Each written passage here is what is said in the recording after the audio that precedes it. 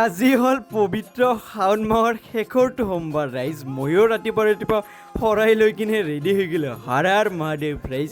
আজি ৰাতিপুৱা অলপ সোনকালে উঠিলোঁ। আজি যিহেতু শাওণ মাহৰ শেষৰটো সোমবাৰ আৰু এইবাৰ পবিত্ৰ শাওণ মাহৰ 4টা সোমবাৰ পৰিছে আৰু আজি শেষৰটো সোমবাৰ বুলি ৰাতিপুৱা এইফালে মায়ে ধুনীয়াকৈ শৰাই আগবঢ়াই থৈছে। ময়ো হাতত শৰাইখন লৈ মানে আমাৰ চাৰিআলিৰ চুকতে থকা গছৰ তলৰ মন্দিৰটোলৈ আহিলোঁ ৰাইজ। আৰু এইফালে মন্দিৰত আহি পাইকে ধুনীয়াকৈ চাকি ধূপ জ্বলোৱাত লাগি গ'লোঁ। চাকি ধূপখিনি জ্বলাই ল'লোঁ আৰু এইফালে ভগৱানৰ ওচৰত ধুনীয়াকৈ সেৱা প্ৰাৰ্থনা কৰি ল'লোঁ আৰু এইফালে আমাৰ আয়তীসকলেও পৰা নাম ধৰাত লাগি গ'ল মন্দিৰটো।